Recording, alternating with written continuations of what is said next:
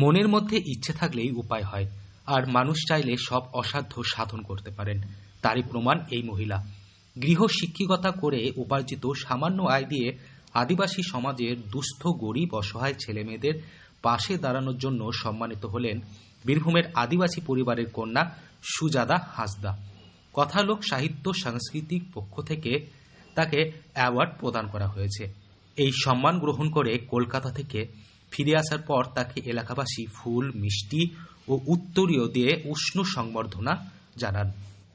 সুজাতা হাঁসদার বাড়ি বীরভূমের রামপুরহাট থানার অন্তর্ভুক্ত মাসরা পঞ্চায়েতের জামকাদার গ্রামে। বর্তমানে পড়াশোনার সুবিধার্থে তিনি মল্লারপুরে থাকেন। গৃহ শিক্ষিকতা করে যে সামান্য আয়টুকু হয় তা দিয়েই গত 4 বছর ধরে তিনি আদিবাসী সমাজের দুস্থ ছাত্রছাত্রীদের জন্য বই, পেন, খাতা, শীতবস্ত্র এবং খাবার কিনে দিচ্ছেন। কেমন লাগছে এই অ্যাওয়ার্ডটা? আমি ভীষণভাবে আনন্দিত এবং এটা আমার জীবনের প্রথম পুরস্কার বলতে পারেন এই কাজের সূত্রে।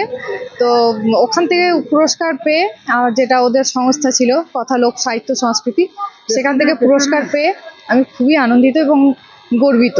সব থেকে বড় কথা, আপনার আইডল কি? আমার আইডল বলতে আমি এই মুহূর্তে একটাই কথা বলতে পারি যে একজন ছিলেন ব্যক্তি, গুণী ব্যক্তি।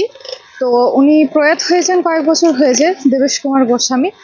তো ওনার থেকে আমি অনেক গল্প শুনেছি, মানুষের সেবা কিভাবে করতে হয়, মানুষকে কিভাবে ভালো রাখতে হয়, এবং তার সাথে সাথে স্বামীজির কথা, নেতাজির কথা এবং বিভিন্ন।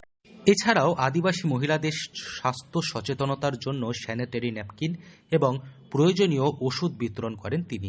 সুজাতা শুধু সমাজসেবায় নয়, সাহিত্য চর্চাতেও যুক্ত। তিনি কবিতা লেখেন এবং অচিরেই তার একটি কবিতার বই প্রকাশ হতে চলেছে। অ্যাওয়ার্ড গ্রহণ করে কলকাতা থেকে ফেরেন তিনি। কলকাতা থেকে তিনি সোজা পৌঁছে যান বীরভূমের তারাপীঠ স্টেশন। সেখানে এলাকাবাসীরা ফুলের মালা, মিষ্টি, উত্তরীয় দিয়ে। আমাকে মূলত একটা সমাজসেবী ফিল্ডে দেওয়া হয়েছে, সমাজসেবী রূপে। দেখুন, আমি সেরকমভাবে প্রচারে বিশ্বাসী নই এবং আমি কখনো এইরকম মানে হঠাৎ করেই হয়ে গেল তাই, না হলে লাইমলাইট কিংবা প্রচার আমি খুব একটা পছন্দ করি না। তো আমি এই মুহূর্তে একজন গৃহশিক্ষিকা, ওই যেটুকু টিউশন হয় সেইটুকু থেকে নিজের চলে যায়, আর বাকিটুকু আমি আমার কমিউনিটি, আমি একজন ট্রাইবাল কমিউনিটি থেকে বিলং করছি। তো সেই সমস্ত ছেলেগুলোকে দেখেছি তাদের শিক্ষার অভাব, তাদের খাওয়া পড়ার অনেকটাই অভাব। এর জন্য আমি তাদেরকে কিছু করে দেওয়ার চেষ্টা করি এবং সেখান থেকে যৎসামান্য যতটুকু হয় বিভিন্ন জায়গায় তাদেরকে খাবার বলুন কিংবা তাদের বই খাতা বলুন, খেলনা বলুন, শীতের বস্ত্র বলুন, এইগুলো আমি প্রোভাইড করার চেষ্টা করি। তাকে সংবর্ধনা জানান। এই সম্মান প্রসঙ্গে সুজাতা বলেন, সারা জীবন যেন সাধারণ মানুষের কাজে যুক্ত থাকতে পারি, দুস্থ অসহায়দের মুখে হাসি ফোটাতে পারি, প্রয়োজনীয় ব্যক্তিদের পাশে দাঁড়াতে পারি। এটাই আমার আগামী দিনের কামনা।